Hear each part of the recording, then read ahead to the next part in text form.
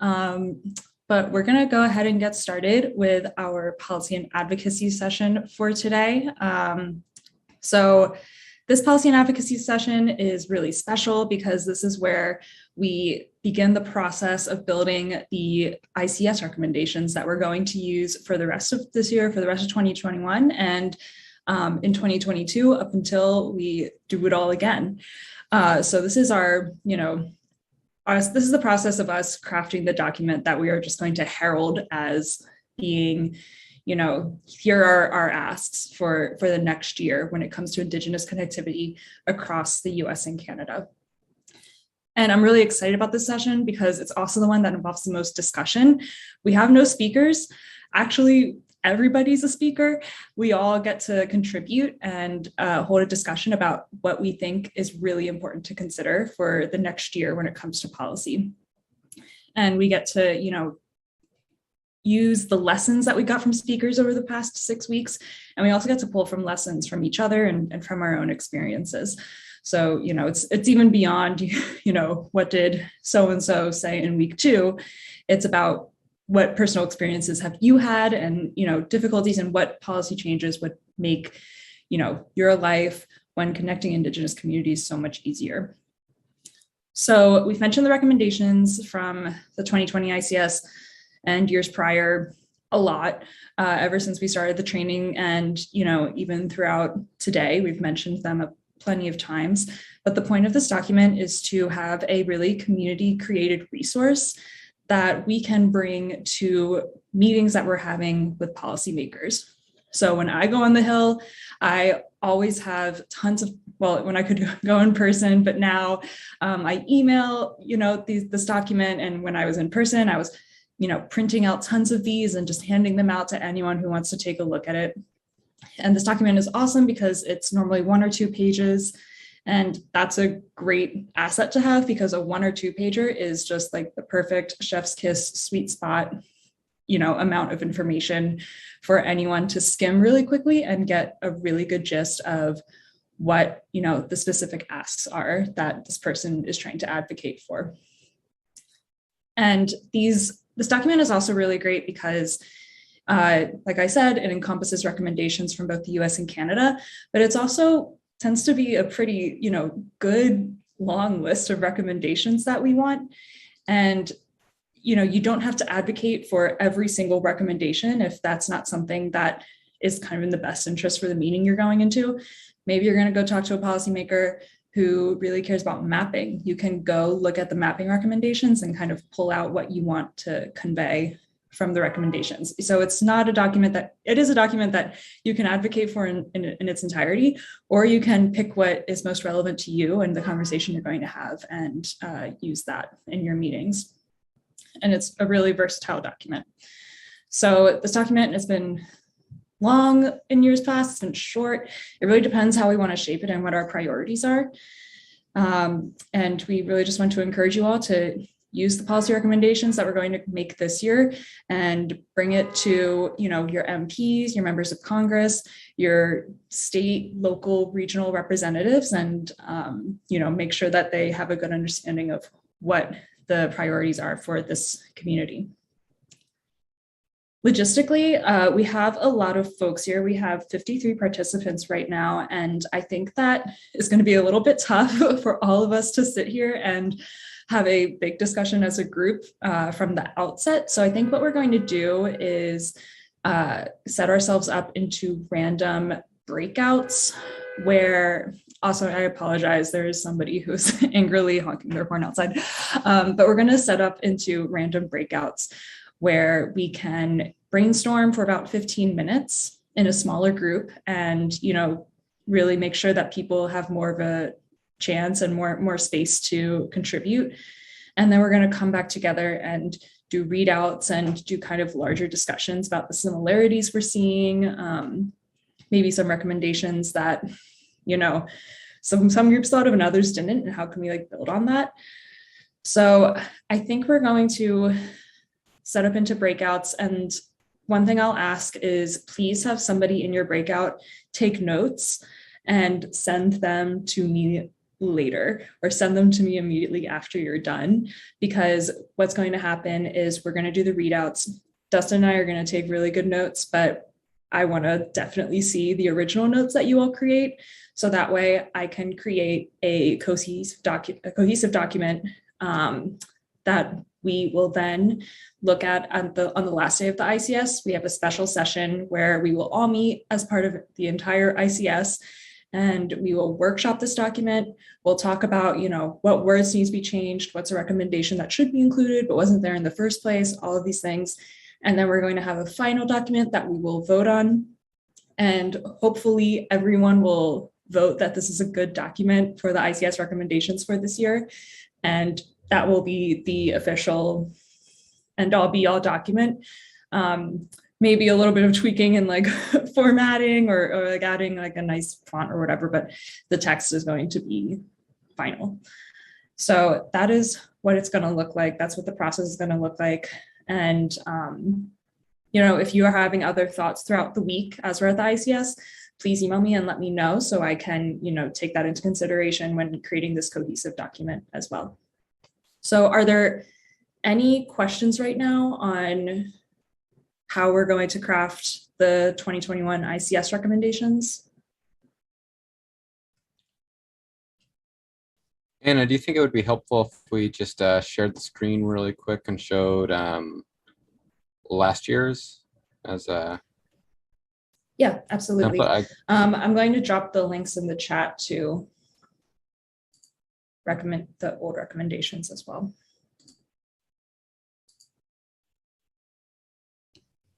Okay, so I'm sharing the screen. So this is the 2020 recommendations. And I will drop the link in. Oh, thank you. The links are already in the chats. Appreciate that.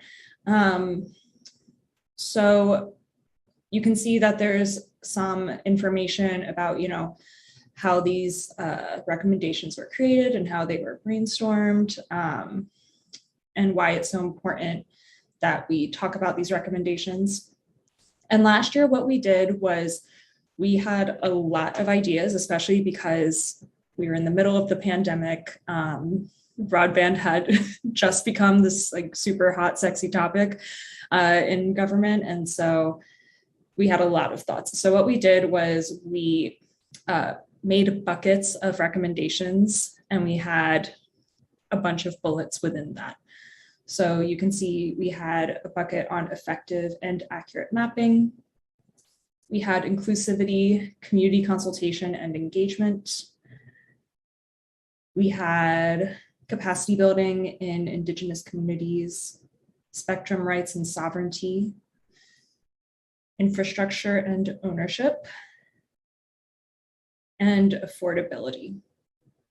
So we had all of these big recommendation buckets that I think was a really good idea that we had that, because it was easy to, point if you're going to a specific policymaker, and like the example I offered earlier, if you're going to someone who really cares about mapping, you can just point right to that mapping section and say, here's what we think, here are the specific things, and I can, tell you more about each specific recommendation if you'd like. So that's how it was organized last year. And I'll note that another really important part of the recommendations that we created last year was that the participants last year, who many of you participated last year and you were part of this discussion, they noted that it was really important to take a look at the historical record of what Indigenous communities have been asking for when it comes to connectivity.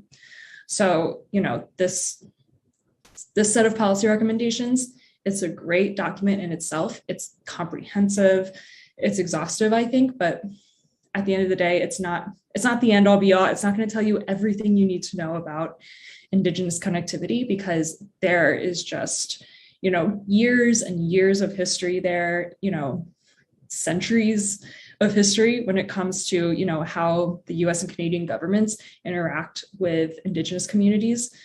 And so that was a note that we made in this set of policy recommendations, that it's really important to look at the historical record. It's really important to look at, past recommendations that we have created. So like the 2019 2018 recommendations that we had to, make sure that you're kind of getting a better idea of the bigger picture. So that's a little bit about last year's. And all of those links are in the chat, so you can take a look and, have a think about, are some of these recommendations kind of outdated at this point? Or, what are things that are missing now with the context in the US of we have a new administration at this point. We've been living with the pandemic for a year and a half now. And in Canada, there was an election recently as well. My understanding is that not much changed in the government, but that's still something that happened, and what's missing from the recommendations from last year that we would need moving forward in this year. So those are some things to think about and some questions you can ask yourself.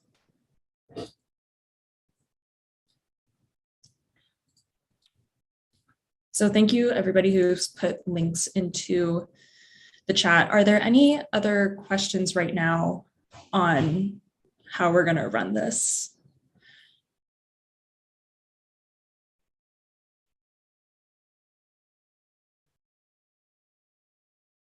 All right. Hearing nothing, I think we can go ahead and get ourselves into breakout groups. It looks like there are 44 of us. Greg and yeah, I think 5 rooms would be good. Less than 10 people in a room.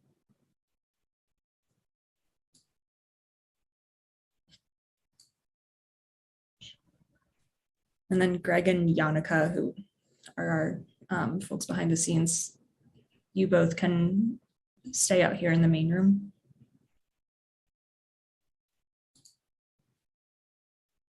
All right. Greg, are you there, or would you like me to create the? Up to you. Okay, I will. I'll go ahead and create them real quick. I'm gonna do a random assignment and then see y'all in there.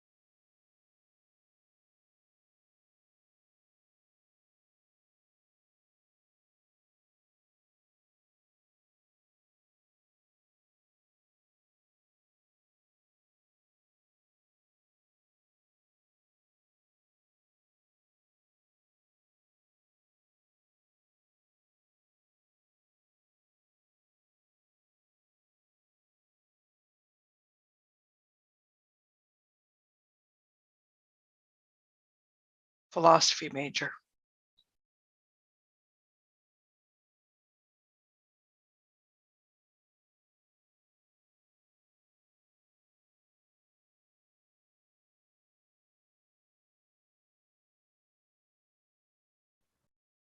All right. Would anyone else like to jump in here and say hello?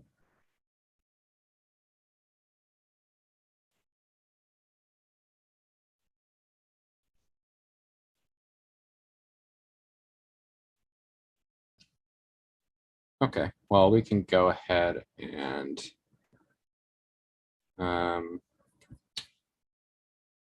get started here. So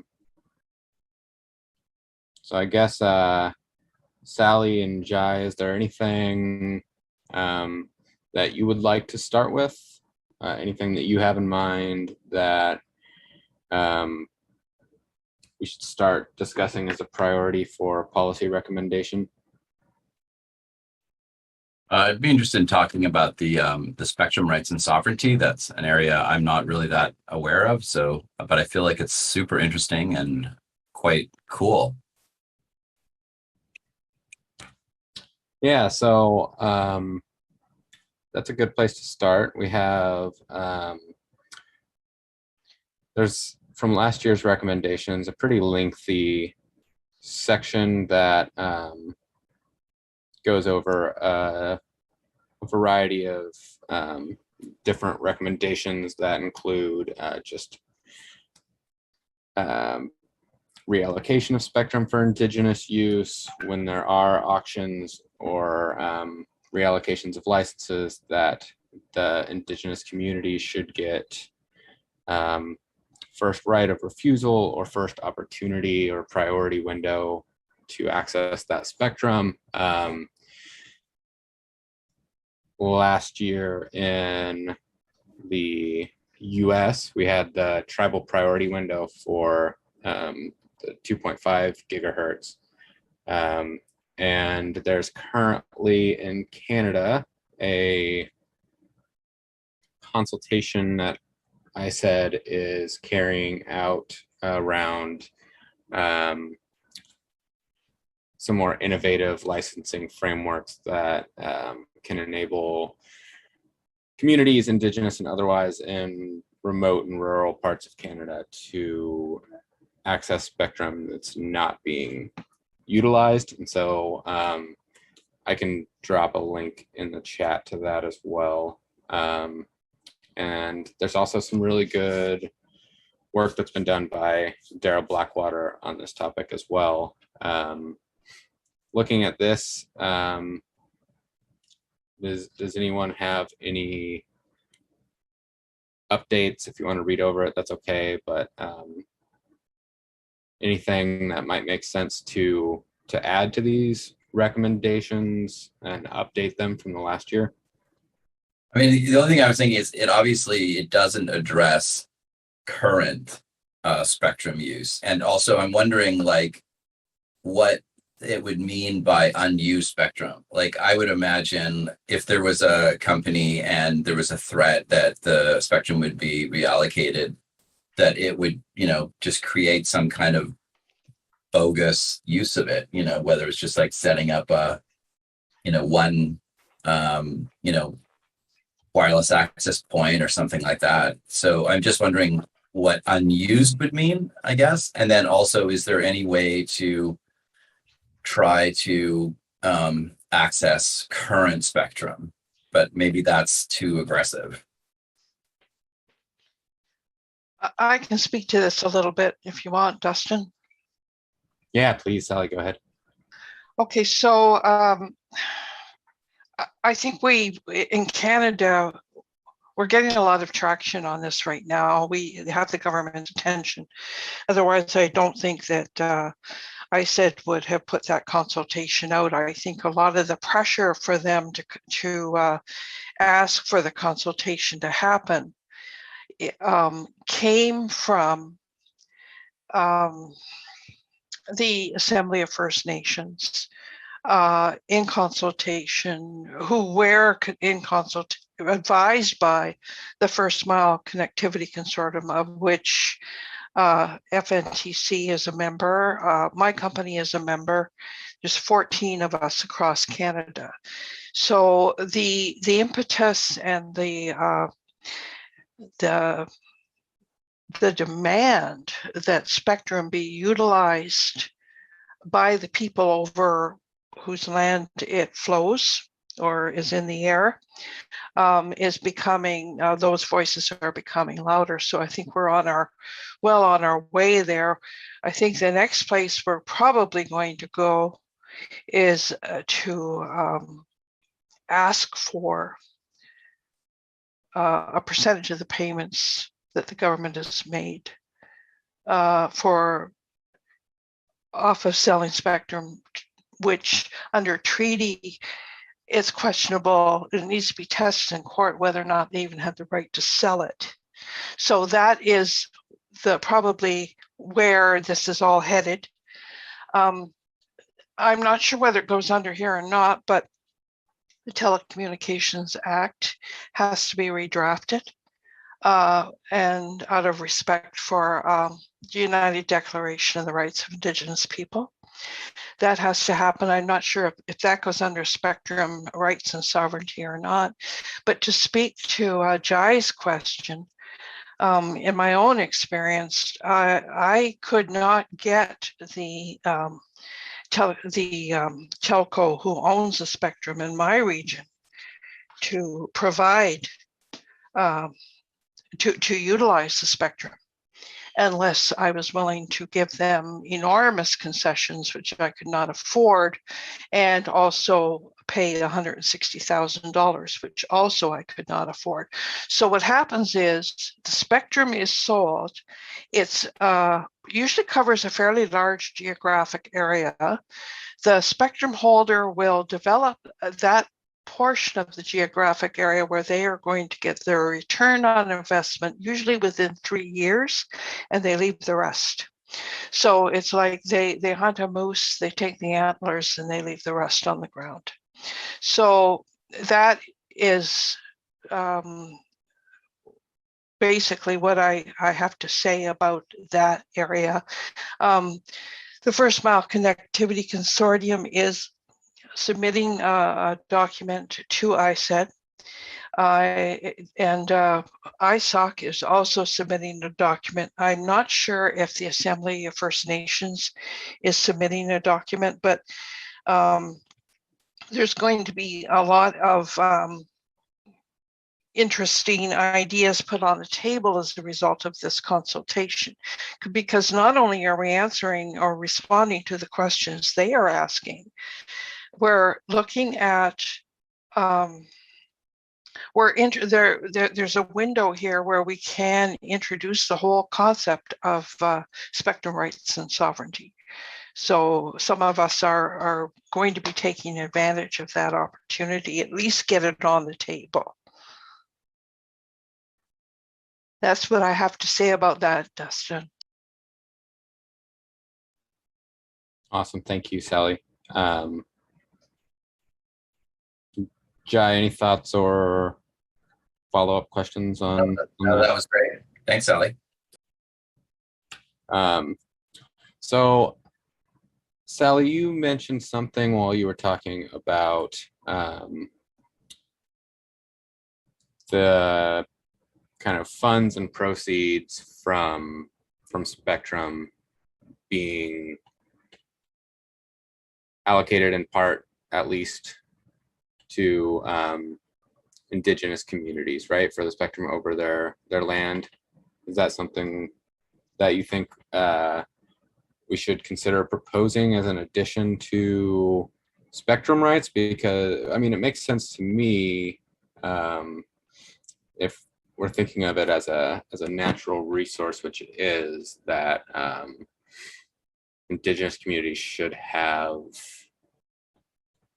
rights to with respect to their land, that if the governments, whether it's the US or Canada, are giving it away and making money off of the auction, that some of the proceeds would be given to those communities. Well, one of the things too that was mentioned, and whoever I saw Clyde just put it in the chat. One of the things that was mentioned during that call that we had with there was a couple of fellows, Steve Song and another gentleman, Jeffrey Taylor, was what they're doing in Mexico. And I think it might be worthwhile, you know, maybe I can't really formulate a policy phrase right now, but I think that in Canada and in the States, they should look at what Mexico has done and what New Zealand has done in their legislation, and maybe form a working group to look at the legislation and see, okay, in under the principle of UNDRIP and fairness and treaty, is it right that, you know, that the government has made billions off of this resource that is questionable whether or not they even own? And I'm sure there's a way to phrase it nicely, but I would need to work on that. Yeah, that makes sense. And I think that's something that, you know, can kind of emerge through the drafting process and then reviewing it with the entire ICS audience at the end of the week. So we don't have to get the wording down perfectly. We can even lift the language out of the consultation document if we wanted to. I mean, ISOC has language about that, I believe, and I know that the FMCC document is going to have that also. Right. And then I know just from the call that you were referencing the other week that Dara joined too, Dara has some more eloquent ways of putting it as well. Yeah, and Bill Murdoch too. I mean, Bill wanted to frame it as a land claims issue. He would like to follow that sort of template. You know, if we're going to go to court, well, you know, that would be the way to do it. Because it is, in a sense, a land claim issue. Right. Yeah, so let me add that to the notes. And then another thing too, I mean, this is maybe a step in getting there, but through these processes where they're opening up tribal priority windows or finding ways to reallocate spectrum, that the indigenous communities that are going through that process, whether it's like how the US did it or whether it's how it might roll out in Canada, should certainly not have to be paying for like application fees and stuff like that in order to access it. So I guess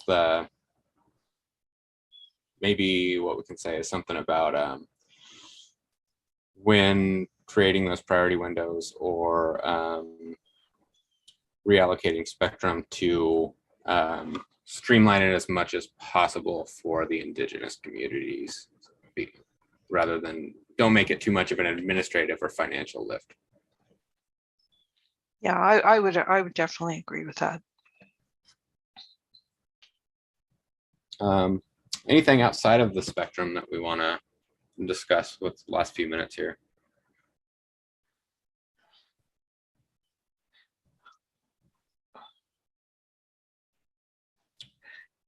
There's a couple of things. One is the return on investment, like that 3-year window that the big telcos in Canada are on about. That is really not conducive to the deployment of the internet. But one thing that has really been bothering me lately, and I'm not sure if this is something that can be addressed in a policy and advocacy perspective, but I'm really having a problem with the algorithms that Facebook is using.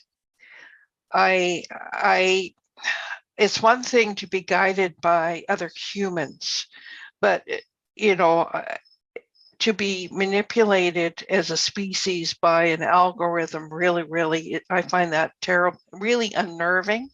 I think I've always known that there was something like this going on, but you know, I just really bothers me that that this is going on right now, and I don't know how we can protect ourselves and protect the communities that we serve. We're just consumers of these platforms, so I'm not sure whether there's anything we can do. But yeah, it's almost like it's a monster has been created, and I don't know how to stop it. Yeah, that is, I guess, an interesting topic in the context of the kind of connectivity recommendations, since it's, you know, a service provided on top of that infrastructure. So maybe that gets into like capacity building and providing Yeah, locally relevant content, localized content, things like I can't speak to it very well, but the discussion around indigenous digital and data sovereignty might be an angle on that as well, but I'm not so sure. you know, there was a woman, I think her name is, I want to say Gwen Taylor, but she was at Kelly Aikens and we were at a presentation that she presented, and she actually talked about internet slavery, and that wasn't the gist, but you know, she was had a lot of very good points that she raised about how the internet is using us, how it's affecting our behaviors, etc. And I think that you know, that's an area that's certainly worth study, especially when you see how the internet is affecting communities right now and how it's being used, like these social media platforms in my communities. When Facebook went down for the 6 hours, I mean, nobody knew what to do. I mean, people have stopped emailing each other. They've stopped writing letters. They rely on Facebook for everything in our communities now. And yeah, that was a very real concern that people weren't able to communicate with each other. Yeah. They don't even have telephones anymore. Well, that's an interesting. I'm gonna just, we can ride this out. I just the rooms will close in 60 seconds here, but that's an interesting thought, because as you were saying that, I was kind of thinking about one of the principles of the internet being redundancy, right, and resiliency. So maybe not just for that connectivity infrastructure, but also for the services on top of it. So like the resiliency and redundancy of communication and services online. If the infrastructure locally is working fine, but you know, Gmail's down or Facebook's down, then and that's all people know how to rely on, then that limits the utility of the internet. Yeah. All right. Well, I will see you in a few seconds in the other room. All right.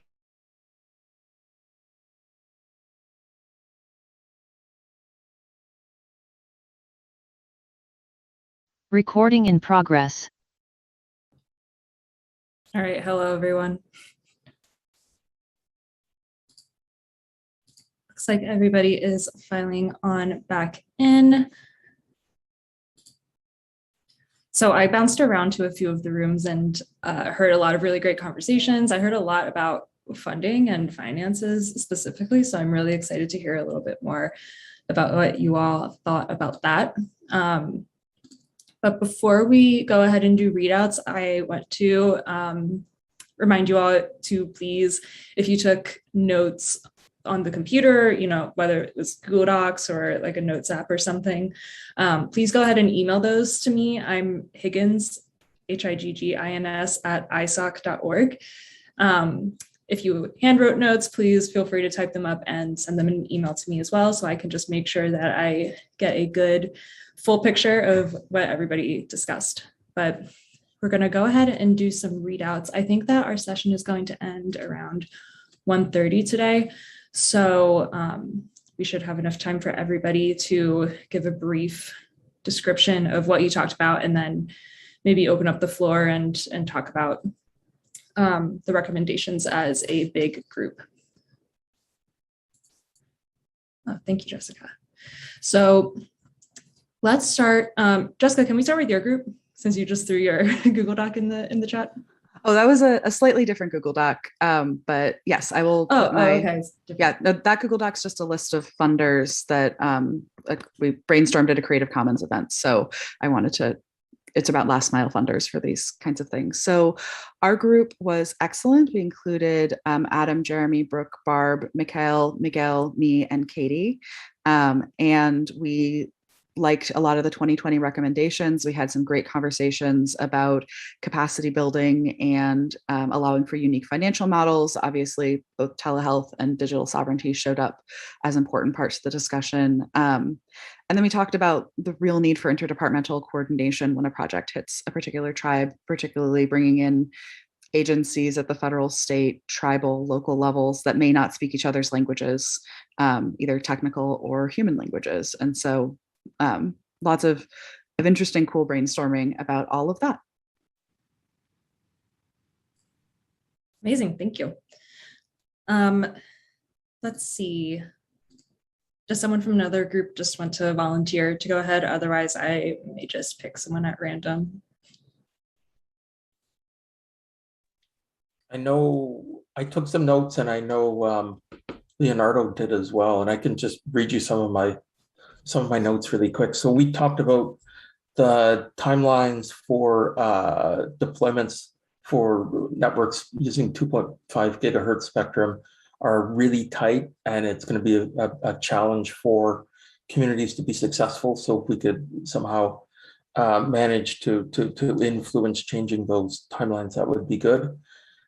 We talked about data and data integrity and digital sovereignty. Data sovereignty as being an important area. The need to convince governments that extending access goes beyond just the binary, do you have a connection to the internet or do you not? It's not just funding to build a network and spectrum, it's building capacity, it's digital literacy, things like that. There was talk about, I think it was Heather who mentioned, maybe we can highlight the broadband HUI in Hawaii as a model for other places to adopt. And we talked about some way to ensure that local networks are sustainable. But anyone from the group, please go ahead, because I know I missed about 87 things.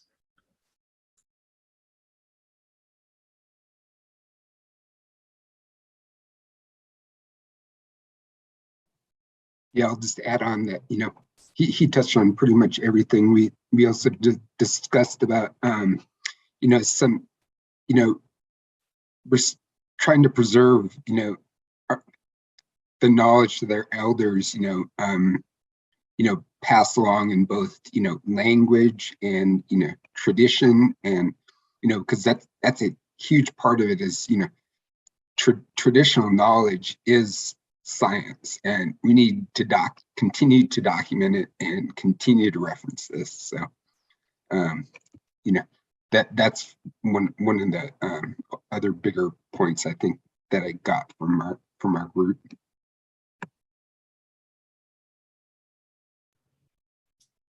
Thank you. That's awesome. Let's see. Let's just look around my screen. Lyle, who took notes for your group, and would they be able to do a readout?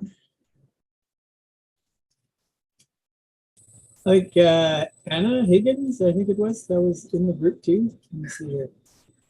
Or no, it was Judith, right? Not Judith? me. You didn't take notes?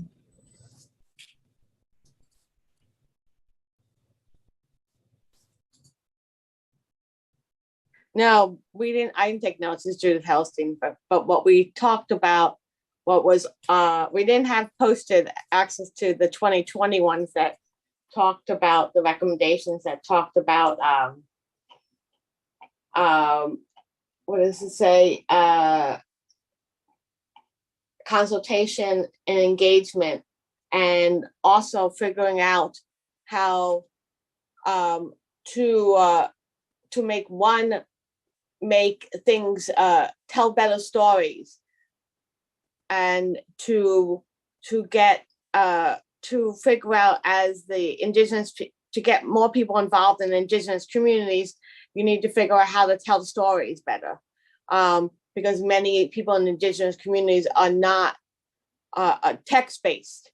They're more verbal and story-based. So we have to figure out how to do that. And also in our group, we had another person who was also interested in accessibility and making sure that we have universal accessibility, and that everything that is produced or any policy is done in an accessible manner, as not just PowerPoints or posters, which will not be accessible to people with disabilities, but actually more descriptive and story-based. And I think the story-based ones would also be easier for people with cognitive disabilities to get a better understanding of how policies are. So I think that's sort of what we talked about. Yeah, and just quickly, I also touched based on long-term sustainable networks in regards to rather than a 2 to 3 year, 5 year funding cycle, being dependent on what I said was the fact that yes, it's great to get initial dollars to build these networks, but we need to look at long-term sustainable viable operations of that network 30 to 60 years, and what kind of business models that can Indigenous groups maintain that network for the life of the network, rather than being cap in hand year by year trying to maintain that network, because it's not a sustainable network if you keep going back to the same funding agency to help maintain that network. So I believe that building these community-based networks also need to have a self-generation revenue model, or to sustain them.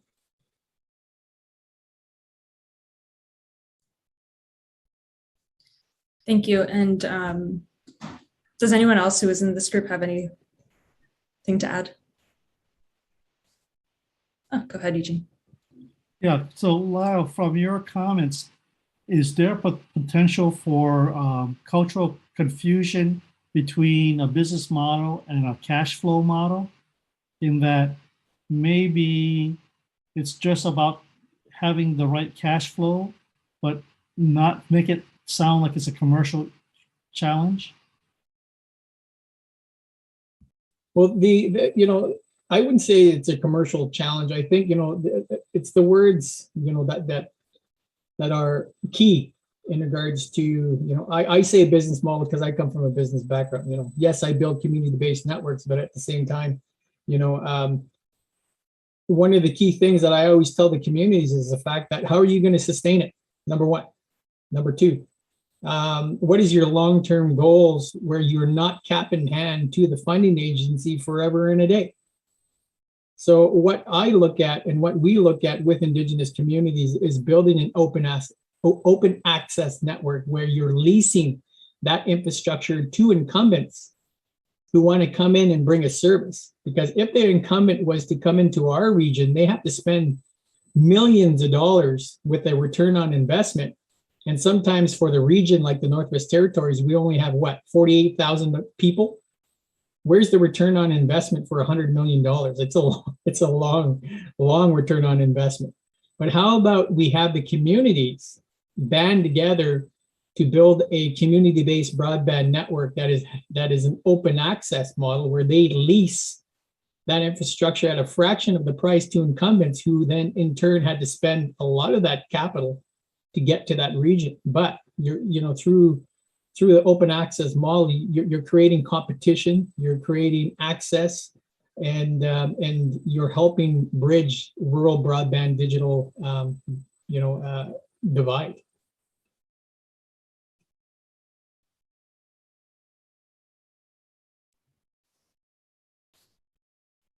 Thank you.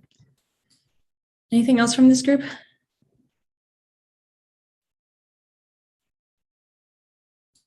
Awesome. So let's see, another group that I dropped in on, don't think they've done a readout yet. Joel, your group, Monica was there. Jason was there too.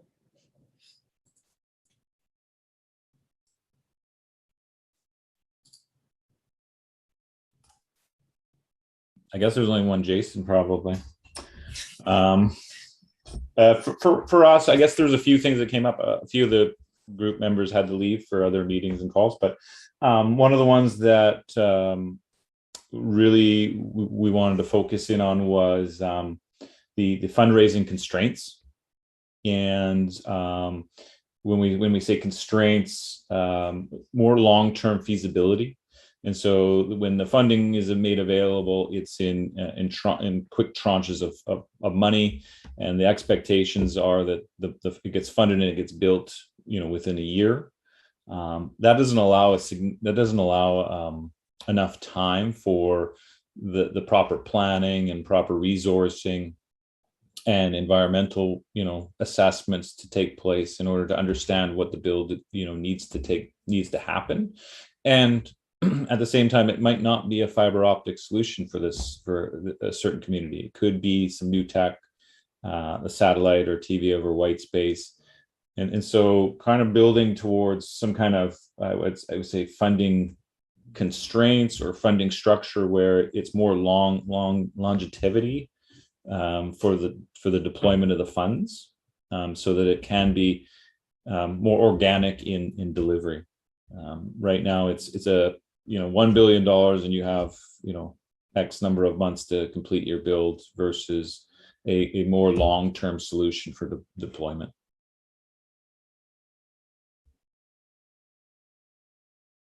I'm just looking over the rest of my notes. And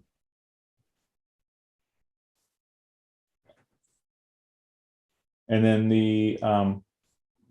another one came up: trusting the tribes to the accuracy of the services in the communities. And so when a tribe or a community states that they're underserved or their services quality is poor, having that trust in the governing bodies to ensure that something gets done about it versus saying it's fine or not listening to those results.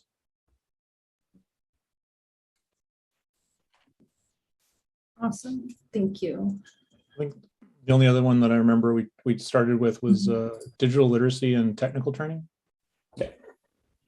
Digital literacy, there's like more. Basically, there is already lots of those types of programs out there, but more and funding. Maybe the message to the government is don't stop. My expectation is that they will have checked the box saying, yeah, we did digital literacy because we threw a bunch of money at that last year, so let's call that done and move on. And that will never be done at the basic level, user level. And also the one that I was trying to highlight too is like a technical level just above that, right? So the beyond the normal user level, but below kind of a professional network person or people in IT, right? So just there's more and more equipment and software and stuff in everybody's day-to-day life. Every business is infused with technology, and there's just not enough technical knowledge to go around, right? So there's kind of a little bit of a category of digital literacy plus kind of, I guess, which is, being able to troubleshoot your printer and your software and all that kind of stuff, right? So Those are I think that's the point we're kind of starting with.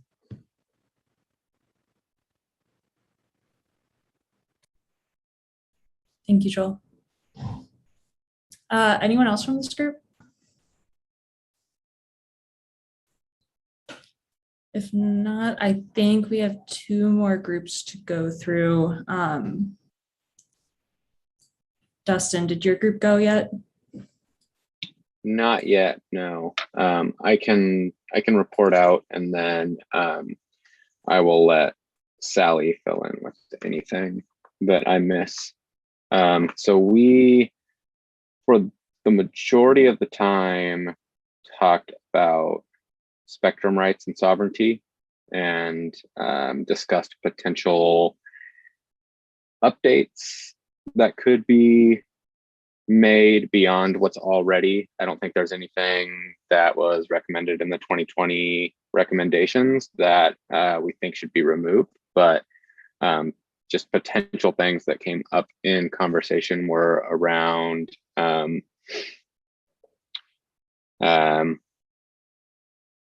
when talking about reallocation of spectrum or spectrum auctions or anything like that, when we're looking at that as a natural resource that, you know, in line with there being a first right of refusal and first opportunity to access that.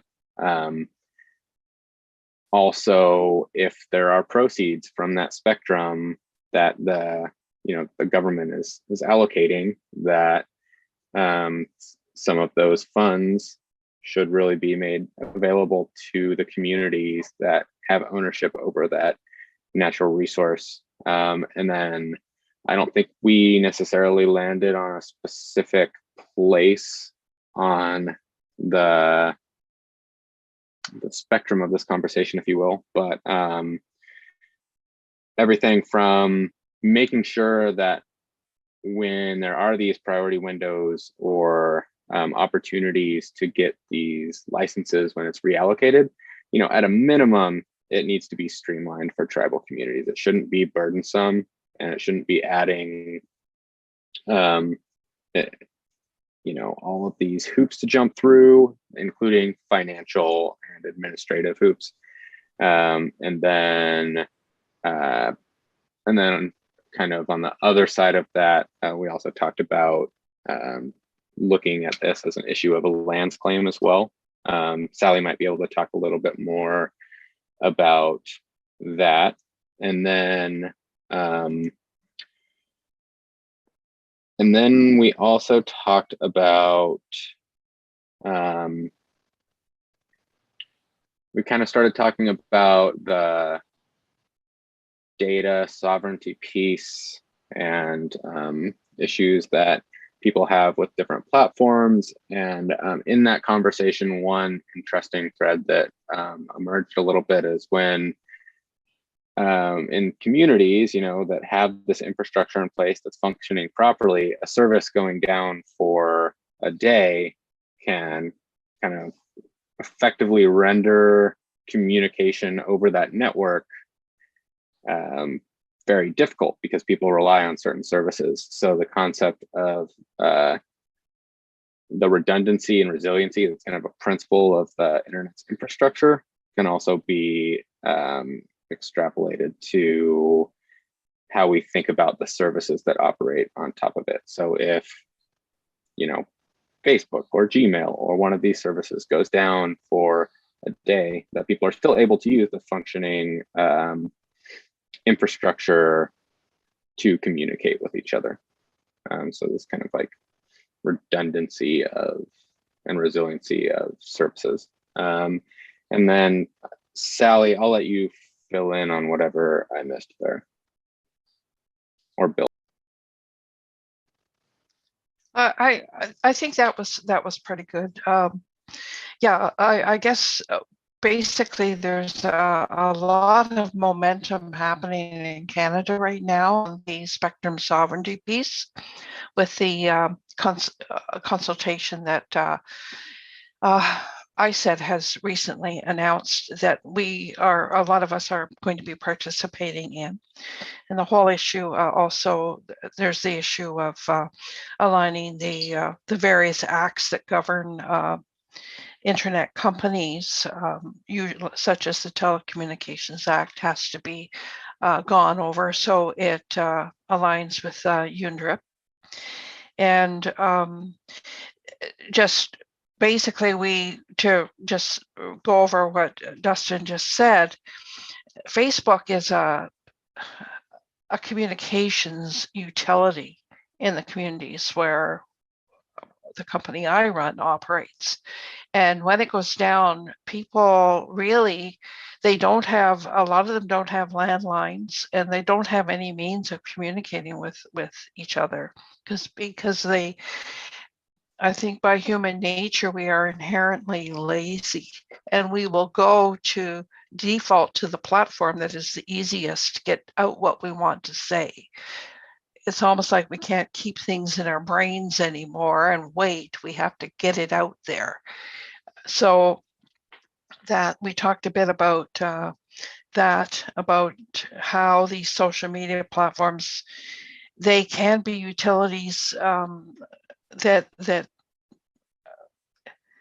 fail, and what can we have as a backup. We also talked about what's happening at Facebook and the fact that we put that under capacity building in Indigenous communities. The concern over how it's important that the people in Indigenous communities understand how to use the platforms and how to make the platforms accountable to the people that use them.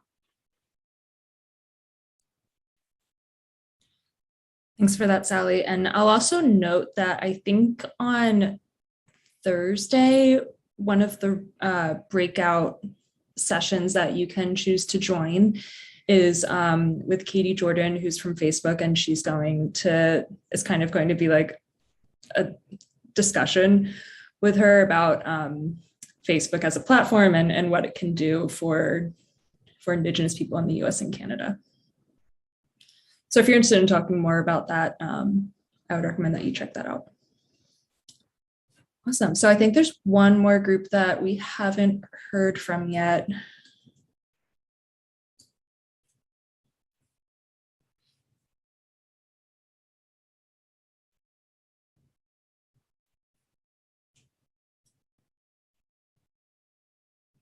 Whose group was that?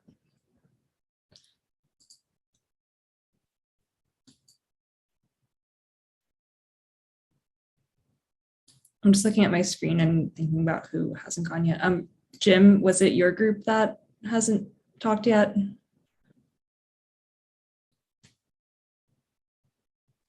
No, we were part of I was part of group 4, and that was Lyle. Okay, cool. Yeah. Okay, maybe we have all gone. If your group didn't do a readout though, we are running out of time in a few minutes, so please just send me your notes. I'd be happy to look at them and take them into account when I'm kind of compiling everything into the document. So we have a few minutes left. I'm seeing a lot of, in the notes that I took based on what everybody was saying, I'm seeing a lot of really good stuff. And I'm seeing a lot of people saying that the recommendations from last year are really robust. I totally agree. I think we can definitely take a lot of them and carry them on. Some things that I'm seeing, some similarities that I'm reading, and I also heard across groups, are things like timelines for funding and building networks. Often those timelines for when we have to build networks are just way too fast. I've heard that across a few groups. It's really important to consider digital literacy as an essential part of access. And I wonder if we can maybe make digital literacy its own bucket this year, since that is so important. Now that we're seeing a lot of funding for for, actual infrastructure access, literacy is, the very clear and obvious next step. So a lot of things about fundraising and digital literacy, spectrum rights and sovereignty, making sure that infrastructure is redundant and resilient. So I'm seeing a lot of really good similarities that we can pull from across the board. Are there any other major, recommendations or categories that anyone wants to discuss right now? And also, again, if you're like doodling on this in the middle of the night tonight and you have another thought, please feel free to email me. I'm happy to, implement that into the document some more. But if you have any thoughts right now, please go ahead and speak up.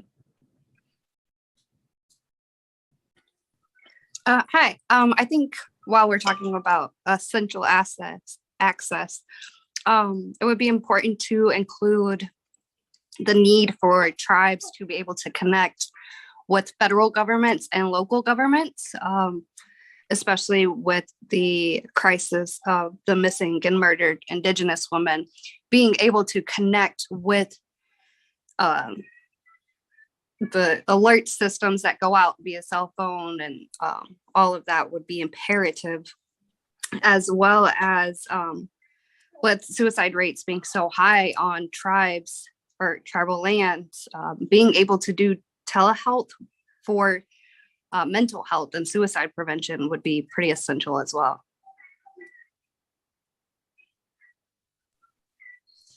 That is awesome. Thank you so much. And yeah, that also ties in. There's another group that did mention telehealth as being a really essential aspect. And I think mental health is an extremely clear tie to that. So that's something we can definitely link up with that. And I think, like digital governance is also super important. That's another really important use case for why we need broadband so badly in these rural and remote communities. So I'm definitely going to include that as well.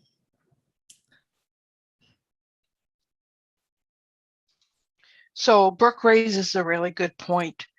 And the issue is that if you're going to have cellular networks in these communities, the Indigenous communities have to have access to that spectrum so these networks can be deployed, because the big telcos aren't going to do it. So it becomes a health and safety issue for a woman who might, or a young person who might be in a precarious or life-threatening situation. So yeah, that really, I agree. I'm glad Brooke brought that up. And the other thing, that in order to have these networks deployed, you have to have the bandwidth in order for them to, people to be able to communicate. And that's something that I think we all know, the price of bandwidth is extremely expensive. So whatever can be done to reduce the price of bandwidth, it should be done.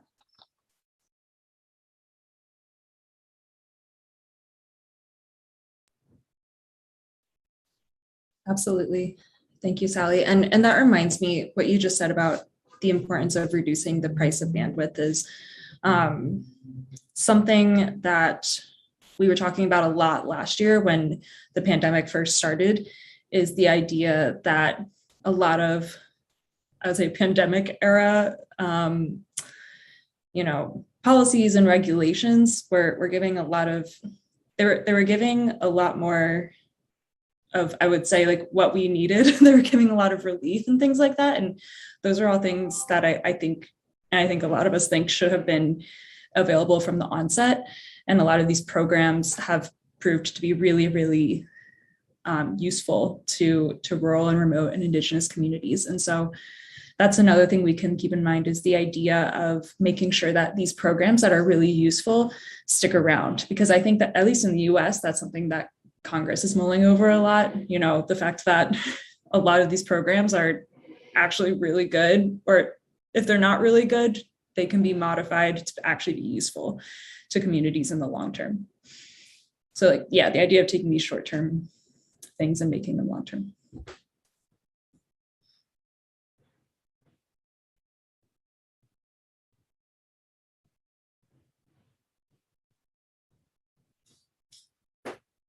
So any other thoughts for now?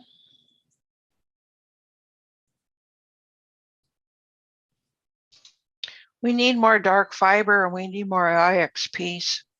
Because right now, I think I read somewhere that 82% of what people are using the internet for is streaming. So if we can get, if we can offload our, I think it was Travis last week was talking about that. If we can get our traffic to an IXP, we can offload the cost of the streaming aspect of it, and that would make it more efficient for other parts, you know, to use the internet for other things in our community.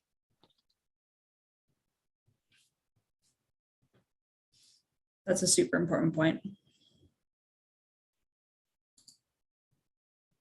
Allows communities to also kind of localize their own traffic a little bit better.